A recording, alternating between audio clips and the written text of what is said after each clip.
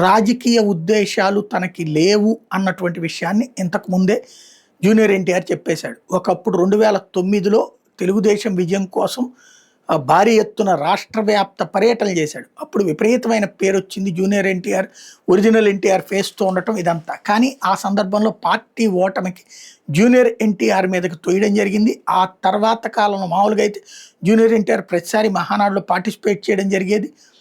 కళ్యాణ్ రాము ఇద్దరు వచ్చేవాళ్ళు. ఇప్పుడు ఇద్దరూ రావట్లేదు. బాలకృష్ణ అంటే సరే ఎట్లాగో ఉంటారు ఇటు పక్కన ఈ లెక్కలతో. అయితే జాగ్రత్తగా జూనియర్ ఎన్టీఆర్ నా తర్వాత అతన్ని మేమెందుకు పిలవాలి, అతను పార్టీ కార్యకర్త అయితే అతనంతట అతను రావాలి, బొట్టు పెట్టి పిలవాలా, ఇట్లాంటిది అవమానించడం జరిగింది. అతను రావడం మానేశాడు.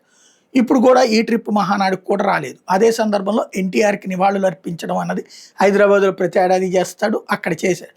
మీడియా ఎవరిని కూడా వాళ్ళ అభిమానులు ముందే చెప్పుకొచ్చారు. ఆయన తరపున టీము రాజకీయాల గురించి అడగద్దు, అసలు జూనియర్ ఎన్టీఆర్ని ఏమీ అడగద్దు అని. ఇదివరకు అక్కడ రాజకీయ పరంగా ఉన్నటువంటి సందర్భంలో, మహానాడు సందర్భంలో ఆ మీటింగ్ అయిపోయాక జూనియర్ ఎన్టీఆర్ మీడియాతో మాట్లాడడం జరిగేది. ఇప్పుడైతే ఏమీ మాట్లాడట్లేదు. రాజకీయ పరంగా పూర్తి సైలెంట్. తమిళనాడు రాజకీయాల తర్వాతన విజయ్ అక్కడ విజయం తర్వాతన ఆంధ్రాలో ఓ చర్చ కూడా జరిగింది జూనియర్ ఎన్టీఆర్ పేరు. బట్ అతనైతే ఎలాంటి ఇంట్రెస్ట్ లేదన్న సంకేతం ఇచ్చారు.